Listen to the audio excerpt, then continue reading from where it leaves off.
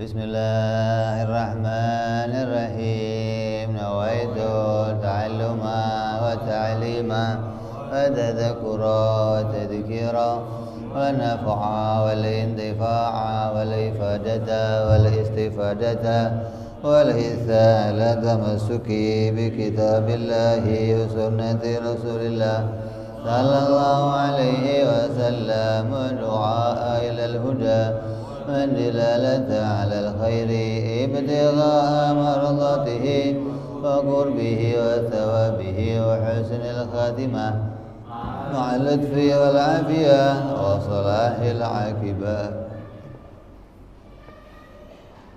بسم الله الرحمن الرحيم. الحمد لله رب العالمين وبه نستعين على أمور الدنيا والدين. Wassalatu wassalamu ala rasulillah Sayyidina wa habibina wa syafi'ina wa maulana Muhammadin sallallahu alaihi wa ala alihi wa sahbihi ajma'in, amma ba'du.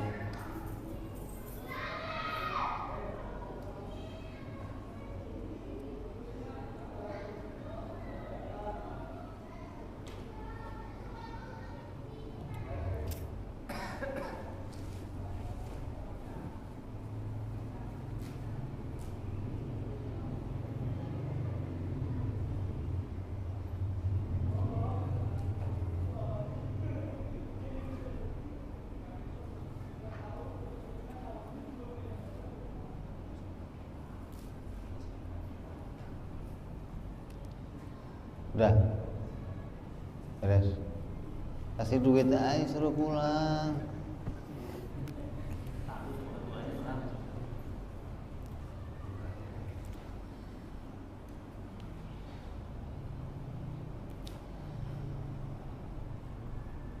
Selesai kita bahas tentang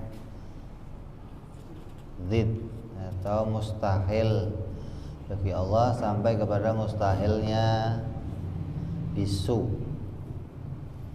Kemudian lanjut wa adadu sifatil ma'nawiyati wadhihatun min hadhi. Dan adapun kebalikan sifat-sifat ma'nawiyah sudah jelas dari kebalikannya sifat-sifat ma'ani.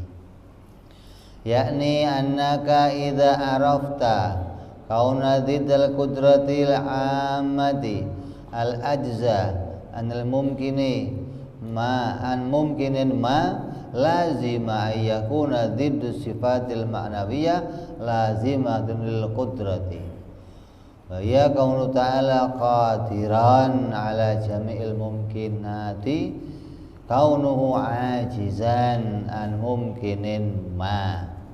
Hakadha kullu sifatil ma'nawiyah hakadha kullu sifatin ma'nan fa inna ziddaha sifatul ma'nawiyah al-lazimatu laha.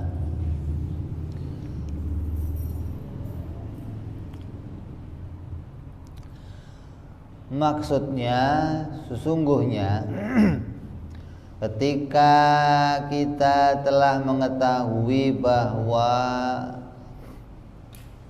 sebaliknya dari kudrat yang bisa menjadikan seluruh perkara adalah lemah dari melakukan, dari menciptakan satu perkara mungkin apapun itu, maka pasti kebalikan sifat ma'nawiyah yang menetapkan sifat kudrat, yaitu kaunuhu qadiran, bahwa keberadaan Allah sebagai zat yang maha kuasa atas segala hal yang mungkin, adalah kaunuhu ajizan.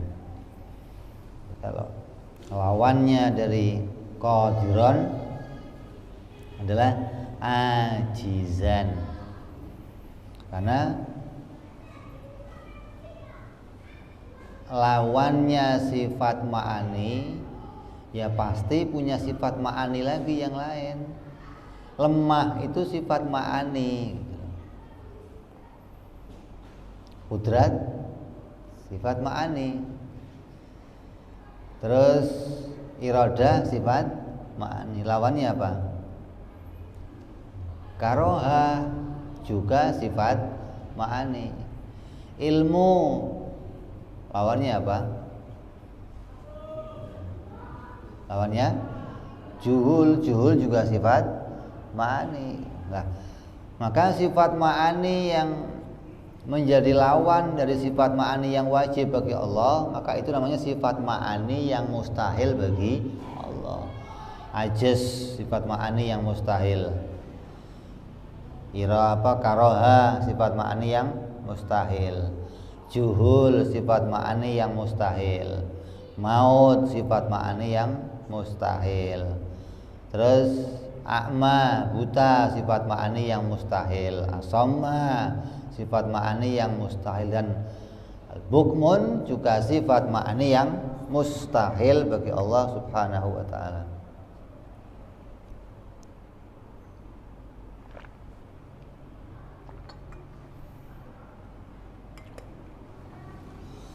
Maka kalau sudah ditemukan sifat ma'aninya yang mustahil bagi Allah ada 7, maka tinggal ditemukan lazimnya dari sifat ma'ani yang mustahil. Lazimnya juga mustahil bagi Allah. Kalau ajiznya itu mustahil, maka ajizan bagi Allah juga mustahil.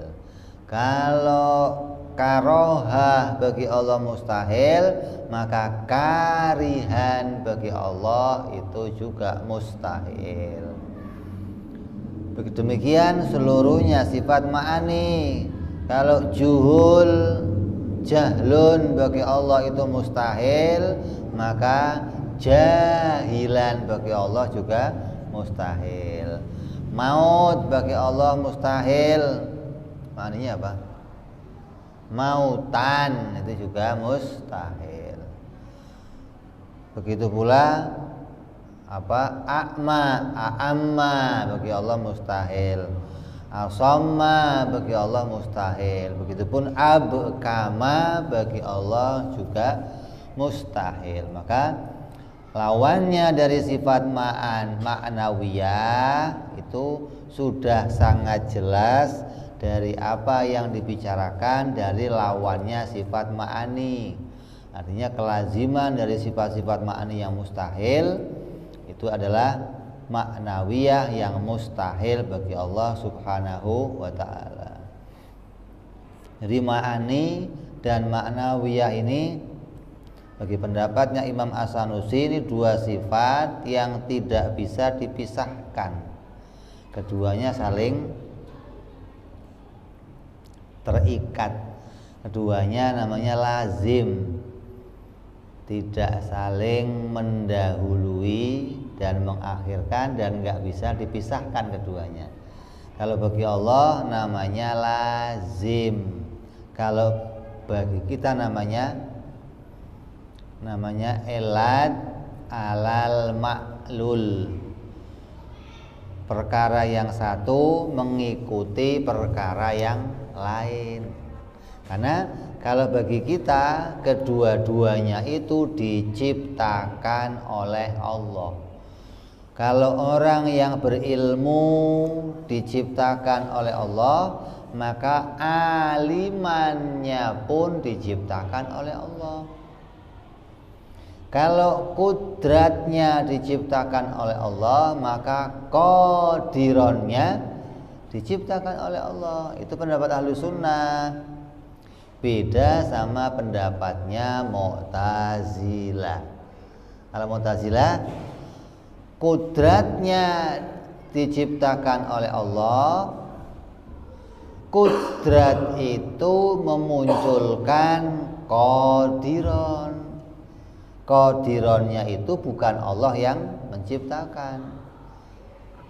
Ilmu itu diciptakan oleh Allah pada kita, maka aliman pada seseorang itu tidak diciptakan oleh Allah, tapi muncul karena adanya ilmu.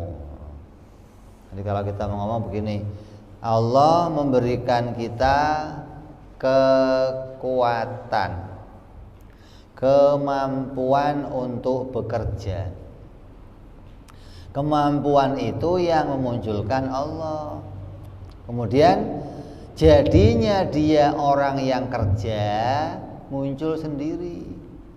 Karena adanya kudrat, otomatis dia bisa kerja.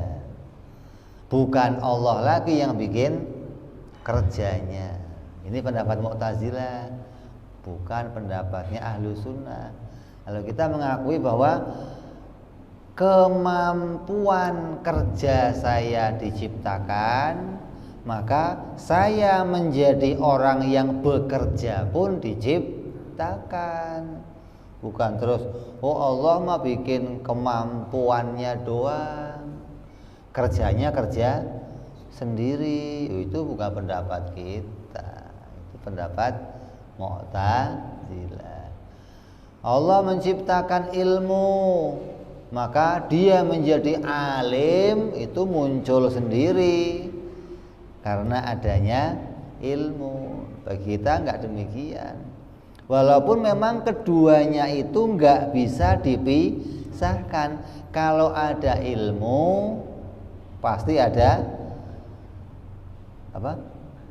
Alim. Masa ada ilmu kok enggak ada alimnya gimana? Oh, itu kan otomatis, ada ilmunya otomatis muncul alimnya. Lo kira mesin cuci otomatis? Ini bukan otomatis. Seperti kalau tangannya digerakkan, baju atau cincin yang ada di tangan pasti ikut bergerak. Maka Mu'tazilah mengatakan geraknya cincin itu enggak dibikin Allah, tapi geraknya cincin yang di tangan itu digerakkan oleh gerakannya tangan. Jadi Allah yang menjadikan tangan bergerak yang menjadikan cincin bergerak. Ini pendapat Mu'tazilah nih, estafet jadinya. Allah bikin tangannya gerak, tangan yang gerak bikin cincinnya gerak. Nah, kalau cincinnya gerak itu kamu sangkutin yang lain, ya nyangkut lagi yang lain terus itu. Estafet, hingga Allah cukup bikin satu hal, nanti muncul hal-hal yang lain karena kesinambungannya. Ini bukan iman kita. Kita mengimani kalau Allah yang menjadikan tangannya bergerak, maka cincin yang bergerak itu pun ciptaan Allah. Bukan, oh otomatis dong kalau tangannya gerak pasti cincinnya gerak. Kan pasti nggak dibikin Allah. Ngajinya di mana sih ini? Maka wajib kita imani Allah menjadikan kedua-duanya bersamaan. Kalau ilmunya dibikin, alimnya pun dibikin Allah. Kalau kudratnya dibikin, qadirnya pun dibikin Allah. Kalau kalamnya dibikin, mutakallimannya pun dibikin oleh Allah. Sebaliknya juga begitu. Kalau ada orang dibikin juhul, bodoh oleh Allah, maka jahilannya pun ya yang bikin Allah. Kalau ada orang dibikin lemah oleh Allah, tidak mampunya bekerja itu pun dibikin oleh Allah, begitu loh. Kalau ada orang itu kok bisu, maka tidak mampunya dia menyampaikan sesuatu juga dibikin oleh Allah. Hingga kedua-duanya adalah hasil dari ciptaannya Allah. Baik itu bentuknya ajizan, baik itu bentuknya karihan, jahilan, mautan, asamma, a'amma, abkama. Ini yang mustahil. Apabila itu terjadi pada kita, semuanya diciptakan oleh Allah Subhanahu wa taala. Adapun bagi Allah, maka ini namanya perkara yang mustahil. Mustahil itu definisinya sesuatu yang jauh, yang tidak akan pernah terjadi pada zatnya Allah Subhanahu wa taala. Enggak akan terjadi Allah itu ajiz, enggak akan terjadi Allah itu karihan, enggak akan terjadi Allah itu jahilan sampai dengan abkama. Ini mustahil bagi Allah Subhanahu wa ta'ala. Maka selesai kita membahas sifat ma'nawiyah yang menjadi lawan-lawan dari sifat ma'nawiyah. Lawannya sifat ma'ani sudah kita bahas, lawannya sifat ma'nawiyah juga sudah kita bahas. Berarti selesai kita membahas tentang mustahil bagi Allah Subhanahu wa ta'ala. Maka yang wajib ada 20, yang mustahil juga ada 20 bagi Allah Subhanahu wa ta'ala. Terus lanjut, tinggal membahas perkara jaiz bagi Allah Subhanahu wa ta'ala. Ini di sini terjemahannya sifat jaiz bagi Allah. Ya. Terjemahannya apa? Sifat jaiz bagi Allah. Yang terjemahannya begitu. Jaiz dikatakan sebagai sifat, padahal jaiz bukan sifat. Makanya orang kalau baca terjemahan nggak ngerti isinya, ya rusak semua. Kamu ngikut apa adanya tulisan doang, nggak bisa ngerti yang sebenarnya ketika kita hanya modalin ngikutin tulisan. Nggak ada kalimat sifat. Wa amal jaizu fi haqqihi ta'ala fa fi'lu kulli mumkinin au tarkuhu. Adapun perkara jaiz, kenapa kok jaiz nggak dibilang sifat? Kalau jaiz bagi Allah dibilang sifat, maka berarti zatnya juga jaiz. Kalau sifatnya jaiz, zatnya jaiz. Kan zat sama sifat kan lazim. Kalau sifatnya jaiz, zatnya ya jaiz juga. Masa ada sifatnya jaiz, zatnya qadim gimana? Atau ada zatnya jaiz, sifatnya qadim? Mana ada. Kalau zatnya jaiz, sifatnya jaiz, zatnya juga jaiz, maka tidak ada sifat jaiz bagi Allah. Adanya disebut perkara yang dinisbatkan pada Allah, perkara yang disandarkan kepada Allah. Kenapa? Jaiz ini mau bicara apa? Mau bicara selain zat dan selain sifat. Mau bicara apa sih? Jaiz mau bicara apa? Perbuatan. Amrun ibarah, bukan zat, bukan sifat. Jadi bicara sifat Allah sudah selesai, yang wajib dan mustahil sudah selesai kita bahas. Yang wajib ada 20, yang mustahil ada 20. Maka lanjut bicara perbuatan Allah. Maka perbuatan ini perkara, bukan sifat. Allah memperbuat sesuatu bagi Allah enggak wajib. Perbuatan Allah itu apa? Menciptakan sesuatu. Maka menciptakan sesuatu bagi Allah enggak wajib, juga bukan mustahil. Maka masuk jaiz. Jadi perbuatan itu bagi Allah jaiz lah. Perbuatan bagi Allah jangan dihitung sebagai sifat, tapi perkara yang disandarkan kepada Allah atau dinisbatkan kepada Allah Subhanahu wa ta'ala. kalau nggak jelas ini nanti kesasar. Ikut aja sifat jaiz bagi Allah. Kalau sifatnya jaiz, zatnya jaiz dong. Itu kamu tanya begitu bisa miring-miring jalannya orangnya langsung. Ini sifatnya jaiz.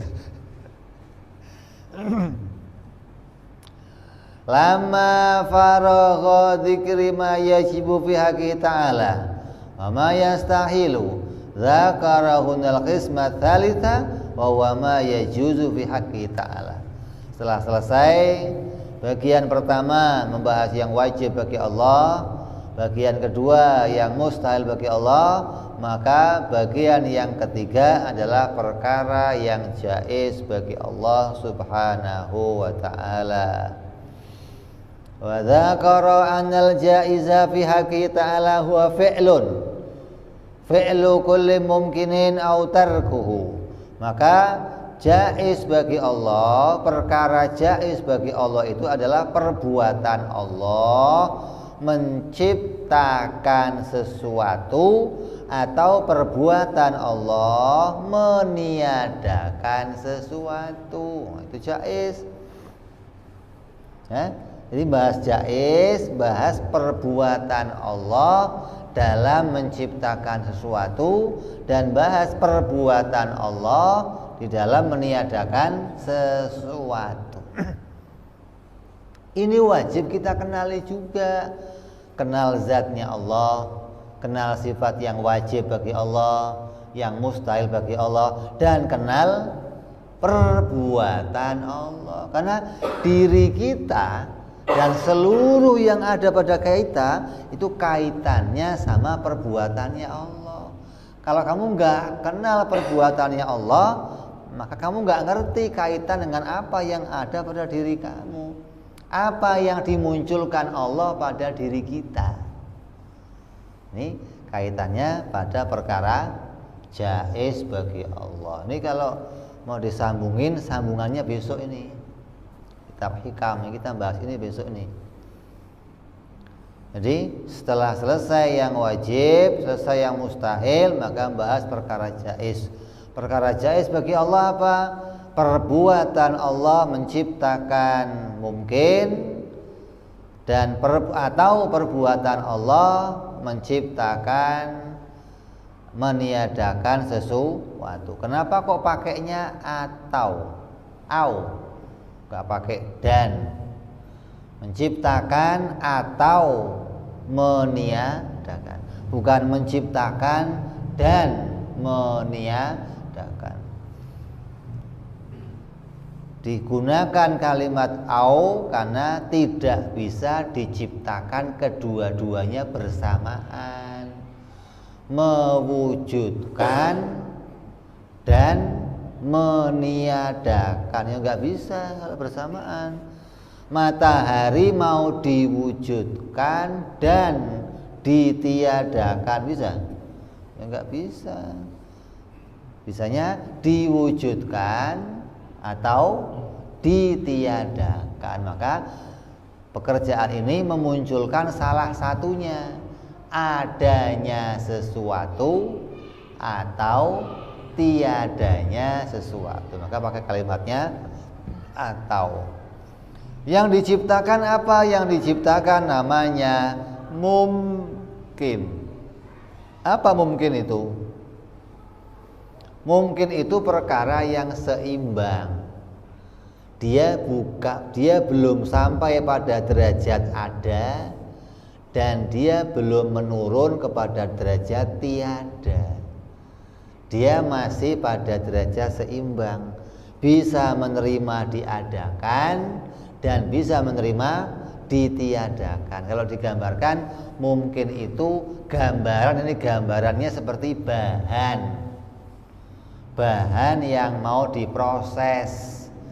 Kalau kita mau kasih gambaran yang lain seperti kayu di hutan, itu bahan. Kayu itu masih bahan, bisa jadi meja, bisa jadi kursi, bisa jadi lemari. Munculnya dari apa? Kayu gitu. Ini gambaran doang. Kalau kayu dan kursi kan sama-sama ada. Kayunya ada, kursinya ada.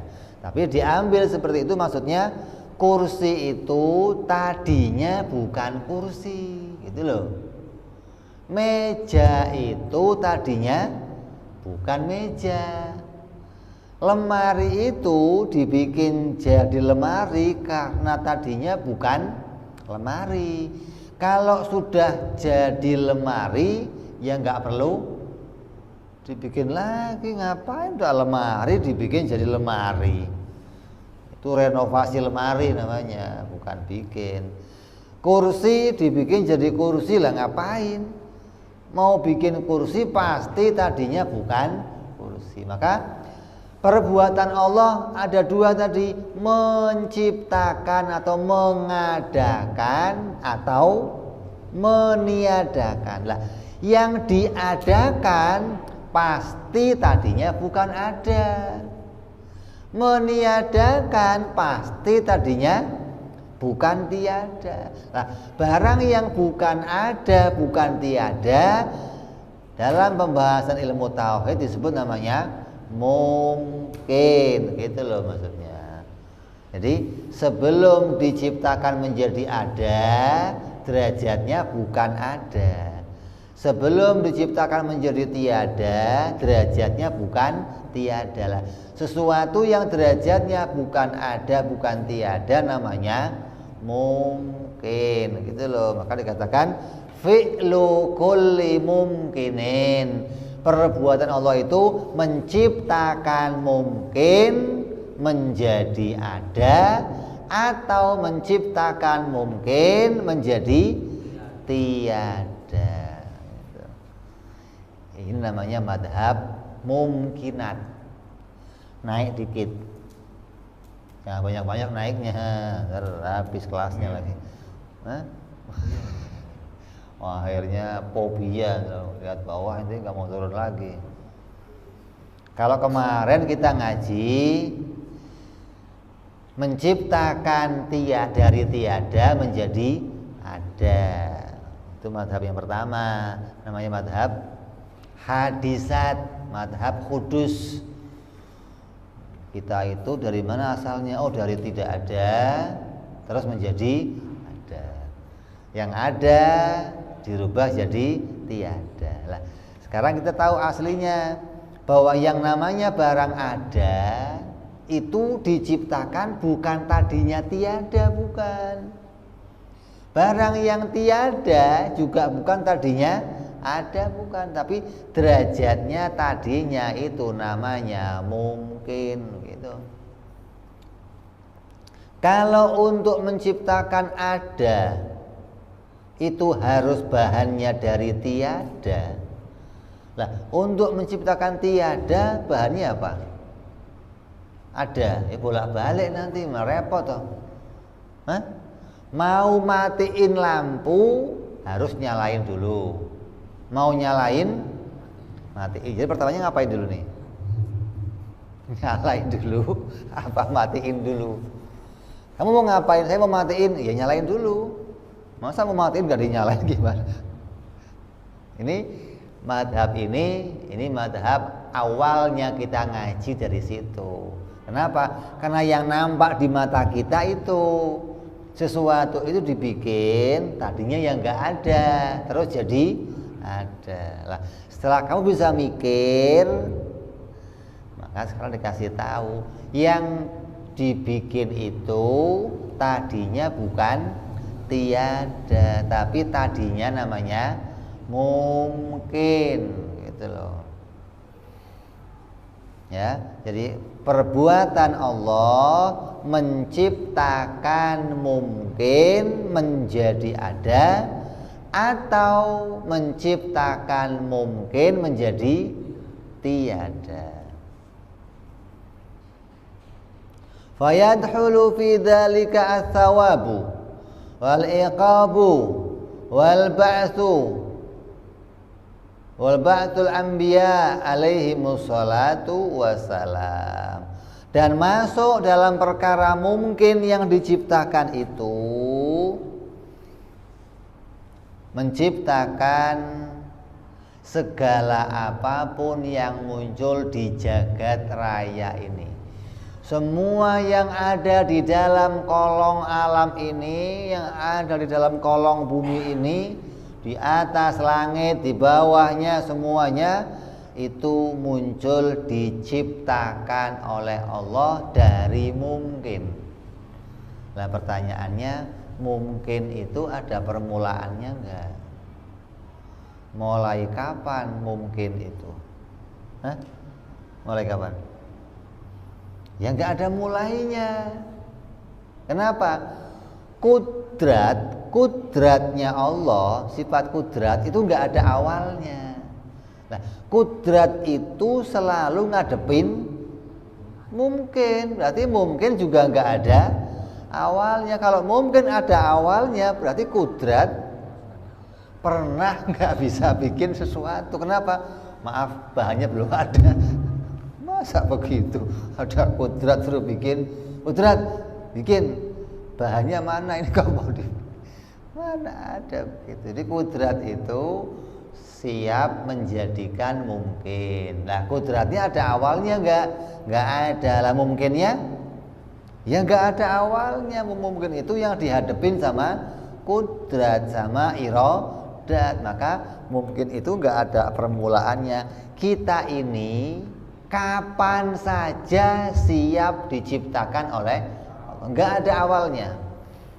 Mulai kapan sih kita siap diciptakan? Ya enggak ada awalnya. Kudratnya Allah juga enggak ada awalnya. Maka kudrat itu selalu siap menciptakan kita. Kalau kudrat selalu siap menciptakan kita, lah kitanya iya sama, selalu siap diciptakan, gak pernah ngeyel. Emang lu pernah ngeyel? Allah mau bikin kamu, tar dulu ya Allah mungkinnya lagi jalan-jalan mamanya, mana ada mungkin begitu. Mungkin edan itu. Mungkin itu selalu siap diciptakan oleh Allah, hingga mungkin itu selalu berhadapan dengan kudrat iradahnya Allah subhanahu wa ta'ala. Jadi kalau dikatakan ada awalnya enggak, mungkin itu enggak ada, berarti sama kayak Tuhan dong, qadim. Oh bukan qadim, disebutnya azali namanya. Kalau qadim itu harus dzati, harus punya ain, harus wujudi, namanya qadim. Kalau selain yang dzati, selain yang wujudi tapi enggak berawal, disebutnya azali, gitu dong. Nyambung. Seperti sifat-sifat Allah yang bukan wujudi, qidam, baqa, khalafah, sami'an, basiron, mutakalliman. Sifat apa itu? Ma'nawiyah. Derajatnya apa? Derajatnya apa? Hal.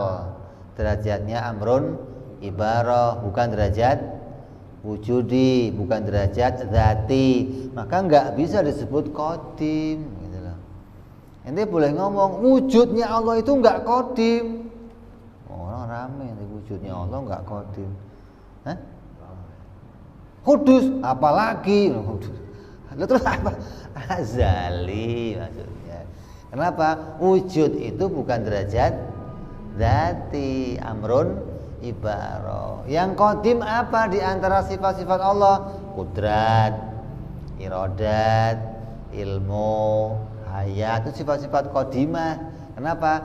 Karena derajatnya dzati, derajatnya wujudi. Selain itu semuanya azali. Ini bagi pendapat yang membedakan antara pengertian qadim dan azali. Bagi yang menyamakan, ya sudah, nanti kalau disamakan malah kamu keder. Mungkin itu qadim, kan repot nih. Allah juga qadim. Ada qadim, ada bin qadim kan. Ya, jadi jelas bahwa Mungkin itu nggak ada permulaannya, tapi bukan qadim, disebutnya namanya azali. Kenapa? Karena kudratnya Allah tidak berawal, maka kudrat siap menghadapi mungkin, mungkinnya juga tidak berawal. Apa di antara yang diciptakan oleh Allah? Di antara yang diciptakan oleh Allah adalah pahala. Kok nggak ngomong yang lain dulu? Ngomongnya pahala. Kenapa? Tahu musonif yang ente seneng tahu. Hah? Ente seneng pahala. Makanya dia mau dulu pahala as-sawabu. Kenapa? Ente tingkahnya macam-macam juga. Astagfirullahaladzim, dinginan juga. Wah, kira pengurus sudah anti dingin. Wah, pengurus masih kedinginan.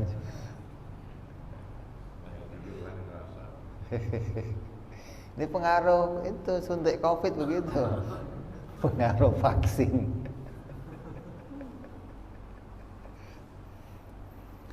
Jadi yang pertama disampaikan namanya apa? Sawab. Apa? Pahala. Kenapa kok nggak ngomong dosa dulu? Ngomongnya kok pahala? Karena ini paling seneng sama pahala. Jadi pahala itu diantara perkara yang jaiz bagi Allah. Artinya apa? Allah itu boleh saja diantara perbuatan Allah adalah memunculkan adanya pahala bagi perbuatannya hamba. Hamba diperintah oleh Allah untuk melakukan suatu ibadah amal, maka dari amal ibadahnya hamba itu boleh saja Allah memberikan pahala. Apa harus? Hah? Kamu kalau disuruh mak kamu harus diupain enggak? Kurang ajar anak emang. Kalau enggak diupain mak saya enggak mau. Lu gua masukin lagi ntar lu airnya.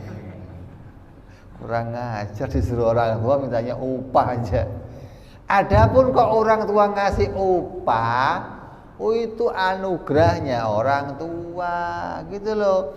Udah kita dilahirkan, dididik, dikasih ilmu, dikasih pengetahuan, dikasih upah lagi, Masya Allah.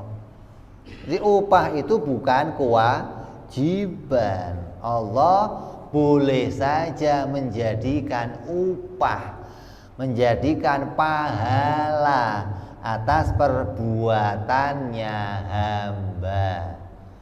Jangan dianggap, loh kan saya sudah kerja ibadah masa nggak diupahin, kepret juga lo nanti. Orang ngajar bener. Udah capek-capek sholat, zikir, haji, masa nggak ada pahalanya? Memang dasarnya orang-orang materialistis, ini orang-orang pakar ekonomi semua begitu. Apapun yang saya kerjakan, nggak ada yang gratis, nggak ada, harus ada. Lah kalau ente mau dihitung sama Allah, ya ente nggak sanggup apa-apa. Kamu minta upah atas perbuatan kamu sholat, umpamanya. Lah kalau Allah nanti nuntut kamu, terus saya juga minta ganti, minta bayaran atas segala yang saya berikan kepada kamu untuk kamu bisa sholat. Roh, hidup, berdiri, melihat, tenaga, jantungnya bergerak. Mau bayar pakai apa ente? Ente mau bayar pakai apa terus? Kalau ente minta bayar atas sholat kamu, Allah nuntut kamu bayaran atas segala yang Allah berikan, ente mau bayar pakai apa? Makanya kalaupun seorang hamba itu ibadah kepada Allah seumur hidupnya, itu belum cukup untuk membayar kenikmatannya Allah Subhanahu wa ta'ala. Kenapa? Kenikmatan Allah la tuhsuha, tidak terhitung, nggak bisa diukur berapa. Dari ujung rambut kita sampai ujung kaki kita isinya, kalau mau kita simpulkan ada dua kenikmatan. Nikmatul ijad, apa? Nikmat kita diciptakan oleh Allah. Diciptakan itu nikmat sih. Enak nggak? Ada orang mau masuk TV bayar nggak apa-apa, yang penting masuk. Walaupun cuman lega dia, kelihatan saya. Wah, apalagi muncul ke dunia, ya Allah, ini nikmat. Nikmat yang pertama. Yang kedua, nikmatul imdad, dilanjutkan wujudnya oleh Allah, itu nikmat lagi. Kalau kamu diijad tapi nggak diimdad, adam lagi. Ente mau bagaimana sih? Diwujudkan oleh Allah tapi nggak diteruskan wujudnya, gimana? Ya adam lagi dong, balik lagi ke mungkin lagi. Makanya diwujudkan ini nikmat, dilanggengkan, diteruskan adalah, kalau kamu dilanggengkan oleh Allah, pasti kamu punya banyak kebutuhan. Makhluk itu kan butuh semua, butuh nafas, butuh gerak, butuh jalan, butuh makan, butuh. Kalau Allah melanggengkan, kamu punya banyak kebutuhan, yang bisa menuhin kebutuhan kamu siapa? Mau nuntut Allah terus upah. Ya Allah, udah diwujudin gratis, dilanjutin gratis, kepret juga loh. Si minta upah. Makanya kurang ajarnya hamba. Kata Allah apa? Dolim. Di kitab di dalam Taurat Allah berfirman, sedolim-dolimnya hamba itu yang ibadahnya minta surga. Itu dolimnya luar biasa. Coba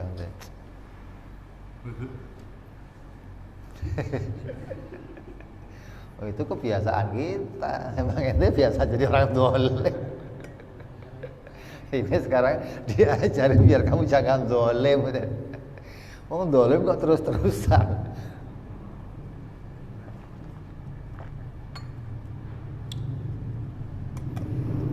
Jadi yang diantara perkara jaiz adalah apa? Thawab, menjadikan pahala. Itu anugerah dari Allah. Jangan kayak Wahabi ente, ya harus dong Tuhan bikin upah. Insya Allah, dolimnya luar biasa. Gak ada kewajiban bagi Allah menjadikan upah. Malaikat itu ibadah kepada Allah sebelum adanya manusia. Jutaan tahun nggak pernah nanyain upah, nggak pernah. Ini saya sujud, saya zikir, saya keliling ke apa di Baitul Ma'mur, tawaf di sana, sujud kepada Allah, nggak pernah. Ini kalau sujud sekali upahnya berapa ya Allah? Kalau tawaf berapa? Nggak ada, malaikatnya itu nggak ada. Karena Allah nggak punya kewajiban menjadikan upah. Lah, ketika bikin manusia, karena manusia dibikin lebih canggih dari malaikat, bisa milih antara taat dan maksiat, maka dirayu, diiming-imingin upah. Nah, sholat ya, sholat. Kalau enggak, kalau mau saya kasih upah. Ini namanya apa? Penawaran dari Allah untuk kita, bukan kewajiban Allah untuk kita, bukan. Jadi kita harus tahu kalau Allah menjanjikan upah kepada kita, maka itu bentuk dari anugerahnya Allah, perkara jaiz bagi Allah. Syukur, alhamdulillah kita masih dikasih upah oleh Allah. Nggak dikasih upah juga kita nggak bisa nuntut. Kenapa? Wong kamu nggak ngalamin zaman perbudakan sih. Kalau dulu zamannya Nabi masih ada budak, maka dia tahu haknya budak itu apa. Enggak ada hak apa-apa.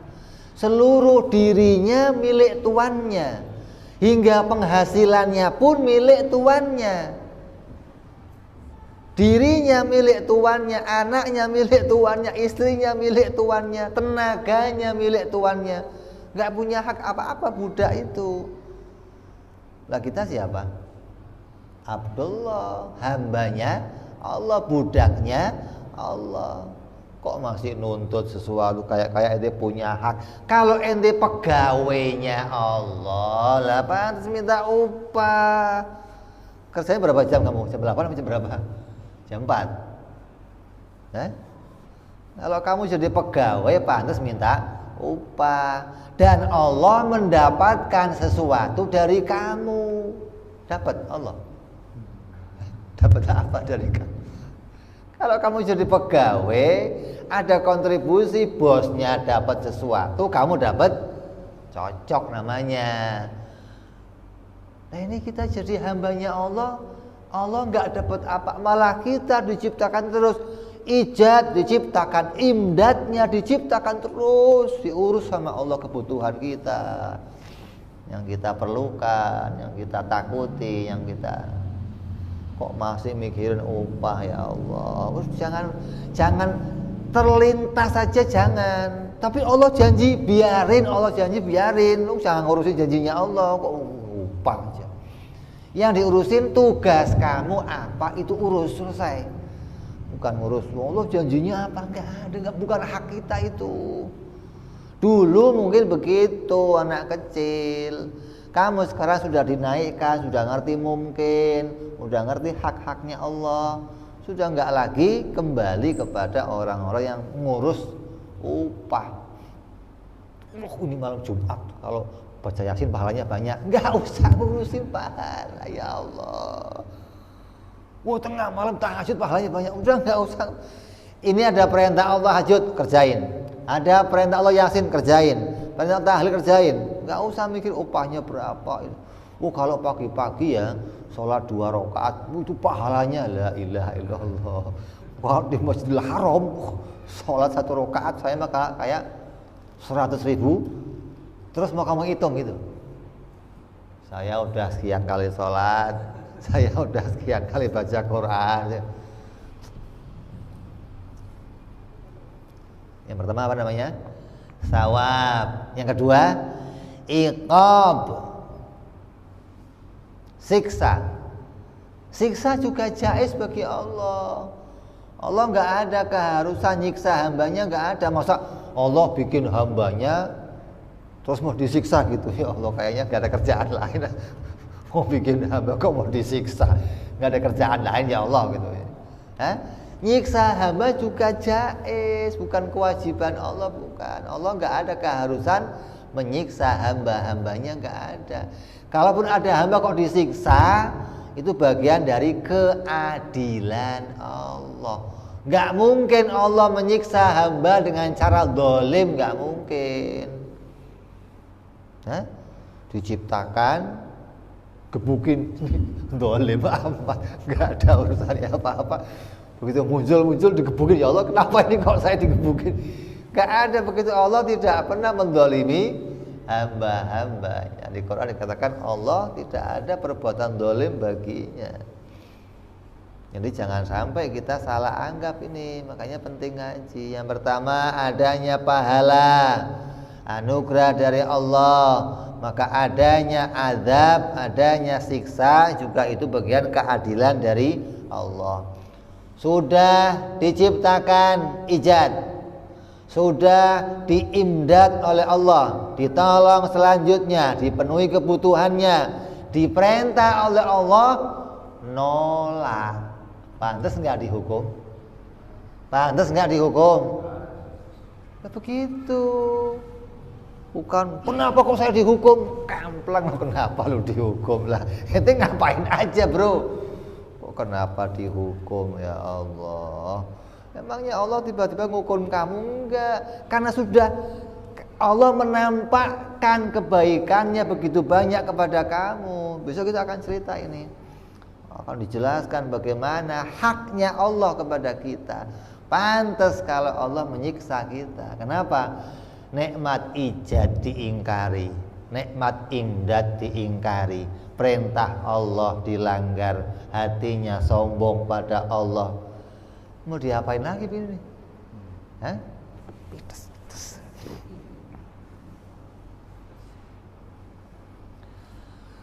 Terus diantara pula, ini kan bagi kita semuanya jaiz, tapi bagi akidahnya yang lain nanti bisa menjadi wajib, bisa mengatakan itu mustahil. Kita enggak, tetap ini perkara jaiz. Mengutus para nabi alaihimussalatu wassalam termasuk pula perkara jaiz. Beda sama Mu'tazilah. Mu'tazilah mengatakan mengutus nabi bagi Allah wajib. Kalau Allah enggak mengutus nabi, bagaimana dunia bisa damai? Bagaimana kita bisa dapat petunjuk? Bagaimana kita bisa selamat jalan menuju Allah? Maka Allah harus mengutus nabi. Pendapat siapa? Mu'tazilah. Kita tidak pernah punya pendapat demikian. Bagi kita Allah mengutus nabi itu jaiz. Menciptakan kita, mengurus keadaan kita, karena anugerahnya lagi diberi kita petunjuk. Ya Allah. Nah, ini sudah kebaikan Allah yang tak terbatas untuk kita. Nikmat ijad diciptakan, imdad dilanjutkan, diurus semua kita, dikasih lagi nabi sebagai petunjuk dari Allah Subhanahu wa ta'ala. Ini anugerah yang harus kita syukuri, yang datang dari Allah Subhanahu wa ta'ala. Apalagi kita umatnya Nabi Muhammad sallallahu alaihi wasallam yang diberikan nabi sebaik-baiknya nabi. Gak ada nabi semulia Nabi Muhammad, dan gak ada umat semulia umatnya Nabi Muhammad sallallahu alaihi wasallam. Jadi kalau kamu kok gak bersyukur, insyaallah pantas kalau digoreng nanti sama Allah. Gak digoreng gak? Dijadikan bahan bakar api neraka. Ini kayaknya nganggur ini biar tambah gede apinya. Allah. Maka bagi kita mengimani diutusnya para nabi oleh Allah, ini hukumnya jaiz, bukan suatu kewajiban. Beda lagi sama pendapatnya orang-orang biksu Brahmana yang mengatakan Allah tidak pernah mengutus nabi. Tidak ada nabi diutus oleh Allah.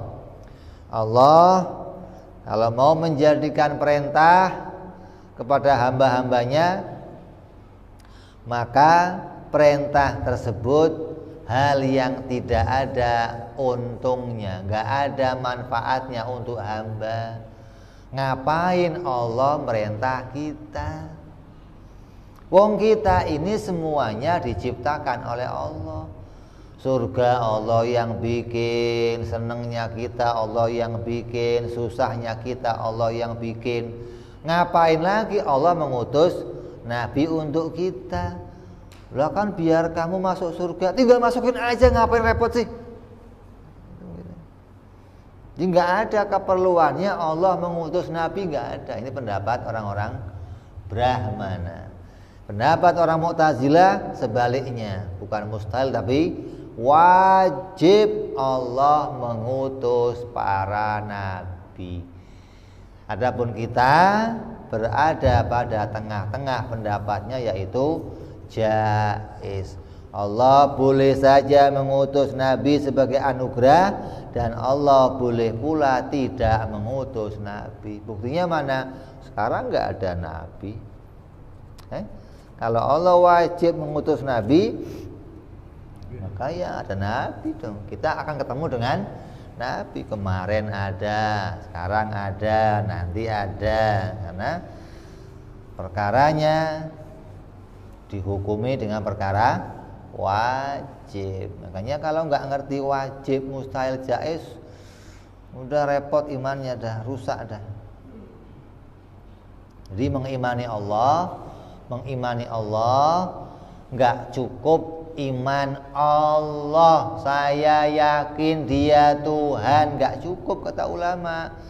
Tapi kamu harus tahu apa yang wajib baginya, apa yang mustahil baginya, dan apa yang jaiz bagi Allah Subhanahu wa ta'ala. Ini di antara perkara-perkara jaiz bagi Allah. Begitupun nanti kita akan sambung lagi, Allah menciptakan yang lain-lainnya. Apa? Menciptakan seorang hamba akan dijumpakan dirinya kepada Allah Subhanahu wa ta'ala. Itu jaiz bagi Allah. Mana mungkin hamba ketemu Allah? Mu'tazilah. Bisa jadi seorang hamba itu ditolak untuk tidak mungkin adanya perjumpaan dengan Allah. Sedangkan kita ahli sunnah berpendapat bahwa akan ada ru'yatullah. Seorang hamba yang taat, yang dikehendaki oleh Allah, akan dijumpakan dia kepada Allah Subhanahu wa ta'ala. Dikatakan apa?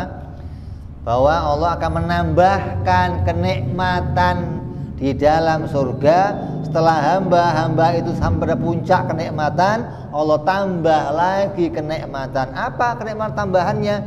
Ya ini, melihat kepada Allah Subhanahu wa ta'ala, masuk dalam perkara jaiz bagi Allah Subhanahu wa ta'ala. Ini sekilas kita mengenal tentang jaiz. Lah, yang namanya mungkin itu sama semua. Mau kamu sebut ini mungkin, langit bumi ini mungkin, boleh. Mau kamu sebut langit bumi ini semuanya alam, boleh. Mau kamu sebut langit bumi ini makhluk, boleh. Tinggal mau kamu sebut apa saja, semua maknanya sama. Apa maknanya? Masiwallah.